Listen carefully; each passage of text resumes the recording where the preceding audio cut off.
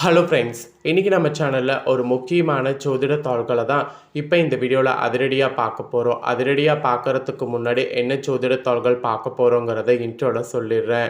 August மாதம் 12ஆம் தேதி சூரிய கிரகணமானது ஏற்பட போகுது. இந்த கிரகணம் சாதாரண கிரகணம் கிடையாது, ஒரு எச்சரிக்கையான சூரிய கிரகணம் என்று சொல்லலாம். ஏன்னா இந்த சூரிய கிரகணத்தின் போது தாக்கமானது பயங்கரமாக இருக்கும். ஸோ இந்த தாக்கத்தினால மிதுன ராசியை சேர்ந்தவர்களுக்கு புதிய நபர்களால் பிரச்சனை வரும். அந்த புதிய நபர் வேறு யாரும் கிடையாது, சூரிய கிரகணம் தான். இந்த கிரகணத்தினால இனி என்ன நடந்தாலும் தடுக்க முடியாது. அப்படி நடக்கக்கூடிய ஆபத்தான விஷயங்களை பற்றி தான் இந்த வீடியோவில் ஷேர் பண்ண போகிறேன். ஸோ மிதுன ராசியில் பிறந்தவங்க இந்த ஒரு வீடியோவை ஸ்கிப் பண்ணாமல் பாருங்கள். உங்களுக்கான பலன்கள் என்ன கிடைக்கும் அப்படிங்கிறத தெரிஞ்சுக்குங்க. இதற்கேற்ப நடந்து பலன் பெறுங்க. ஸோ உங்களோட ராசிக்கு பார்த்தீங்கன்னு வச்சுக்கோங்களேன், இந்த சூரிய கிரகணம் நடக்கக்கூடிய ஆபத்தை மட்டும் இல்லாமல் முக்கியமான இன்னொரு விஷயத்தையும் தெரிஞ்சுக்க வேண்டியது அவசியம். ஏன்னா இந்த சூரிய கிரகணம் வர அன்னைக்கு கரெக்டாக ஆடி அமாவாசையும் வருது. ஆக்சுவலி இது ஒரு சாதாரண நிகழ்வு கிடையாது, இது ஒரு அரிதான ஆபத்தான நிகழ்வாக கருதப்படுது. ஸோ சூரிய கிரகணம் அன்னைக்கு ஆடி அமாவாசை வர்றதுனால இந்த நாளில் முன்னோர்களுக்கு தர்ப்பணம் கொடுக்கலாமா கொடுக்கக்கூடாதா அப்படிங்கிற டவுட்டு எல்லாருக்குமே இருக்கும். அந்த டவுட்டை கிளியர் செய்யக்கூடிய விதமாக முன்னோர்களுக்கு தர்ப்பணம் கொடுக்கலாமா கொடுக்கக்கூடாதா அப்படிங்கிற முக்கிய எச்சரிக்கை விஷயங்களை தான் இப்போ இந்த வீடியோவில் ஷேர் பண்ண போகிறேன். முதல்ல மிதுன ராசிக்காரங்க முன்னோர்களுக்கு தர்ப்பணம் கொடுக்கலாமா கொடுக்கக்கூடாதா அப்படிங்கிற விவரங்களை தெரிஞ்சுக்குங்க. அதுக்கப்புறமேட்டு உங்களுக்கான பலனை அதிரடியாக இந்த வீடியோவில் பார்க்கலாம். ஏன்னா உங்களுக்கான பலனை பார்க்குறது கண்டிப்பாக ரொம்ப முக்கியம். இது நீங்கள் தெரிஞ்சுக்கிட்டால் தான் அடுத்து வரக்கூடிய இந்த கிரகணத்தினுடைய தாக்கத்திலேருந்து தப்பிக்க முடியும். சரி, அதனால் ஃபஸ்ட்டு முன்னோர்களுக்கு தர்ப்பணம் கொடுக்கலாமா கொடுக்கக்கூடாதாங்கிறத வாங்க பார்க்கலாம். ஆக்சுவலி பித்தர்களுடைய ஆசை கிடைக்கக்கூடிய ஒரு நாள் ஆடி அமாவாசை. இந்த வருடம் ஆடி அமாவாசை நாளில் சூரிய கிரகணம் வருவது ஒரு அரிதான நிகழ்வாகும். இந்த ஆண்டு ஆகஸ்ட் 12, 2026 புதன்கிழமை அன்னைக்கு ஆடி அமாவாசை வருது. இந்த தினம் அமாவாசை இலங்கை இந்தியாவில் இரவு நேரத்தில் சூரிய கிரகணமும் நிகழ்கிறது. அதனால் இந்தியாவில் பெரிய தோஷங்கள் எதுவும் இல்லை என்று கூறப்படுது. ஆனால் அமாவாசை அன்னைக்கு சூரிய கிரகணம் வருவது ஒரு அரியதான நிகழ்வு. மாதந்தோறும் அமாவாசை வந்தாலும் தை, புரட்டாசி, ஆடி மாதங்களில் வரக்கூடிய அமாவாசையானது முன்னோர்களை நினைத்து தர்ப்பணம் செய்தால் அவர்கள் மனம் குளிர்ந்து நமக்கு ஆசை அளிப்பாங்க என்பது ஒரு ஐதீகம். அதுலேயும் ஆடி மாதத்தில் முன்னோர்களை வழிபட்டு அவர்களுடைய ஆசி பெறுவது மிக முக்கியமான நாள். ஏன்னா இந்த ஆடி அமாவாசை வருடத்தில் வரக்கூடிய மிக முக்கியமான அமாவாசைகளில் ஒன்று. இந்த ஆடி அமாவாசை நாளில் இந்த ஆண்டு சூரிய கிரகணமும் இணைந்து வருவது தான் ஒரு ஆபத்தான நிகழ்வாக சொல்லப்படுது. இதனால் வழக்கமான முன்னோர் வழிபாடுகளை செய்யலாமா, தர்ப்பணம் கொடுக்கலாமா என பல சந்தேகங்கள் உங்கள் ராசிக்கு இருக்கும். அதை எல்லாமே கிளியர் பண்ண போகிறேன். இந்து சமய ஆன்மீக வழிபாட்டில் சூரிய கிரகணமும் சரி அமாவாசையும் சரி இரண்டுமே மிகவும் முக்கிய வாய்ந்த சக்தி வாய்ந்த நாட்களாகும். அதுலேயும் தாட்சாணிய காலத்தின் துவக்கத்தில் வரக்கூடிய ஆடி அமாவாசை முன்னோர் வழிபாட்டிற்கு, அம்பிகை வழிபாட்டுக்கு மிக முக்கியமான நாளாக கருதப்படுது. கிரகணத்தின் போது கோவில்கள் அனைத்தும் அடைக்கப்படுவது வழக்கம். அது மட்டும் இல்லாமல் இந்து சமயத்தில் மந்திர ஜபம் தவிர மற்ற பூஜைகள் வழிபாடுகள் செய்யக்கூடாது என்பாங்க. இதனால் சூரிய கிரகணம் மற்றும் ஆடி அமாவாசை இரண்டும் இணைந்து வரக்கூடிய நாளில் முன்னோர்களுக்கு தர்ப்பணம் கொடுக்கலாமா கூடாதா என்கின்ற சந்தேகம் எல்லாருக்குமே இருக்கும். அதுலேயும் வாழ்வில் பலம் தரக்கூடிய முன்னோர் வழிபாடு கண்டிப்பாக செய்தாகணுங்கிறதுனால தான் இந்த கிரகணத்தின் போது என்ன கடைபிடிக்கணுங்கிறத இவ்வளோ நேரம் உங்களுக்கு சொல்லிகிட்ருக்கேன்.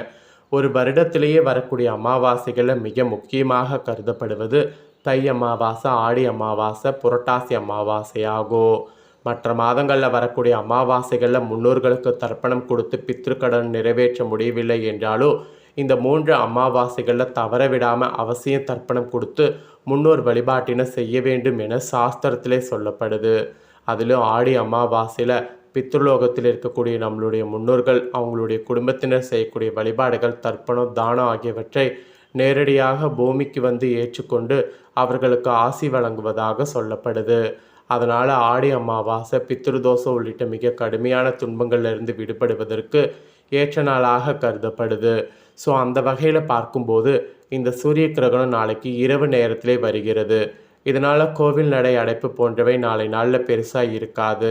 அதனால் அமாவாசையில் சூரிய கிரகணம் நிகழ்ந்தாலும் இரவு நேரத்தில் ஏற்படக்கூடிய சூரிய கிரகணத்தினால தோஷம் ஏற்படாது. இதனால் நீங்கள் என்ன பண்ணணுன்னா, வழக்கமான முறைகளில் முன்னோர்களுக்கு தர்ப்பணம் கொடுத்து வழிபாடு செய்கிறதையே பண்ணலாம். கிரகண நாளில் அமாவாசை வருவது மிகவும் சக்தி வாய்ந்த நாளாக கருதப்படுது. அதனால் நாளை நாள் பார்த்தீங்கன்னு வச்சுக்கோங்களேன், நீங்கள் தர்ப்பணம் கொடுக்கறது அதெல்லாம் காலையில் எந்திரிச்சு பண்ணலாம். நாளை நாளில் செய்யப்படக்கூடிய தான தர்மங்கள், புதிய நதிகளில் நீராடுவது, காகத்திற்கு உணவு வைப்பது ஆகியவை பித்ரு தோஷங்களை நீக்கும். எனவே நாளை நாள் பார்த்தீங்கன்னு வச்சுங்களேன், இதை எல்லாமே செய்யுங்க. வழக்கம் போல் எந்திரிங்க. நாளை காலையில் சூரிய உதயத்திற்கு பிறகு நதிகள் அல்லது கடலில் புனித நீராடி முன்னோர்களுக்கு தர்ப்பணம் கொடுத்து வழிபாடு செய்யுங்க. அதேபோல் பகல் நேரத்தில் முன்னோர்களுக்கு இலை போட்டு படையல் வைங்க.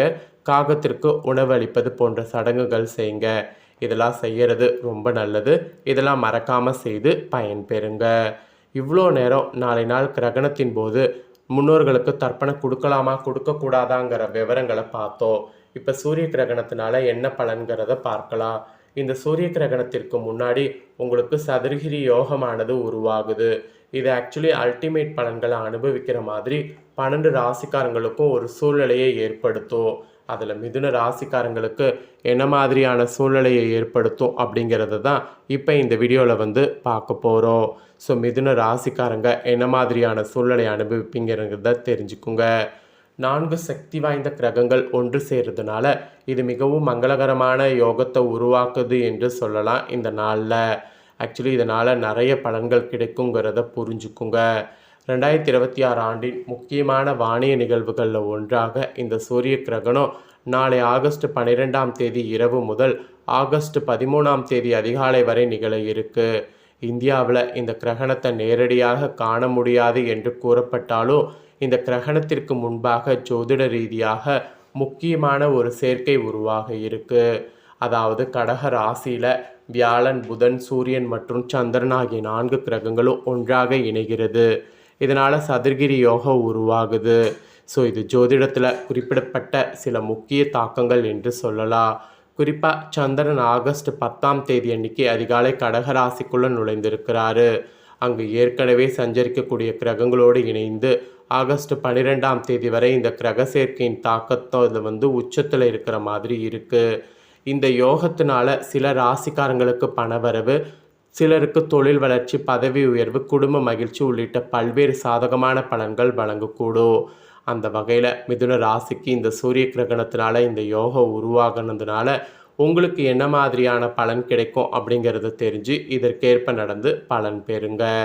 சரி, இப்போ உங்களுக்கான பலன்கள் என்னங்கிறத ஷேர் பண்ணுறேன். உங்களுக்கான பலன்கள் என்ன அப்படிங்கிறத தெளிவாக இந்த வீடியோவில் நோட் பண்ணிக்கோங்க. ஸோ மிதுனத்தில் பிறந்த அன்பர்களே, உங்களுக்கு பார்த்தீங்கன்னு வச்சுக்கோங்களேன், புத்தி கூர்மையும் பேச்சு திறமையும் உங்களுக்கு பலமாக இருக்கும். மெயினாக சூழ்நிலைக்கேற்ப செயல்பட்டிங்கன்னா முன்னேற்றம் காண்பது தடுக்க முடியாது. அதனால் சூழ்நிலைக்கேற்ப இந்த கிரகணத்தின் போது செயல்பட அதிக முயற்சி பண்ணுங்க. அப்படி இருந்தீங்கன்னா உத்தியோகத்தில் இருக்கிறவங்களுக்கு நீங்கள் புதிய திட்டங்களில் பங்கேற்கக்கூடிய வாய்ப்பு கிடைக்கும். அப்படி கிடைச்ச வாய்ப்பை பயன்படுத்திக்கிட்டிங்கன்னா அந்த வாய்ப்பு மூலிமா உங்களுக்கு முன்னேறுவது முடியும். பதவி உயர்வு தொடர்பான நல்ல செய்திகள் வரும். அதோடு அலுவலகத்தில் மதிப்பு அதிகரிக்கும். அலுவலகத்தில் உங்களுக்கு மதிப்பு அதிகரிக்கும் போது அந்த மதிப்பை பயன்படுத்திக்குவது நல்லது. ஸோ உத்தியோகத்தில் இந்த மாதிரியான மாற்றங்கள் பலன்கள் ஏற்படும். அப்புறம் வியாபாரக்காரங்களுக்கு புதிய வாடிக்கையாளர்கள் அறிமுகமாவாங்க. அவங்கள நல்லா யூஸ் பண்ணிக்கிட்டிங்கன்னா தொழில் விரிவடையும். வெளிநாட்டு வகையில் தொடர்புகள் மூலம் கூடுதல் வருமானம் கிடைக்கும். அந்த மாதிரி வருமானம் கிடைக்கிறத மிஸ் பண்ணாமல் பயன்படுத்திக்கோங்க. ஏன்னா வருமானம் எப்பயாவது தான் கிடைக்கும். ஸோ வருமானம் கிடைக்கும் போதே அந்த வருமானத்தை பயன்படுத்திக்கிறது நல்லது. எப்பயுமே வருமானம் கிடைக்கும் போது அதை பயன்படுத்திக்கிட்டிங்கன்னா தான் பின்னாடி உங்களுக்கு ஃப்யூச்சர் நல்லா இருக்கும். அதனால் வருமானம் கிடைக்கிறத நல்லா பயன்படுத்திக்கோங்க.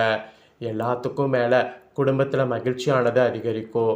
உறவினர்களோடு நல்லுறவு உருவாகும். வீட்டில் சுப நிகழ்ச்சி நடைபெறும். அதுக்கான வாய்ப்பு உங்களுக்கு உண்டாகுது.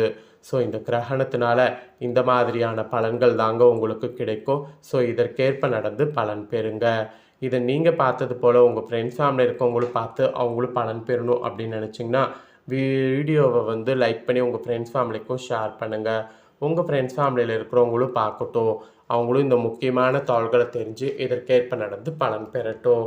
இதே போல் புதிய தாள்களை தெரிந்து கொள்ள மறக்காமல் நம்ம சேனலை சப்ஸ்கிரைப் பண்ணுங்கள், கூட பெல் பண்ண ப்ரெஸ் பண்ணுங்கள். அப்போ தான் நான் போகிற மற்ற அப்டேட்டான வீடியோ உடனுக்குடனே தெரிஞ்சு பயன்பெற முடியும்.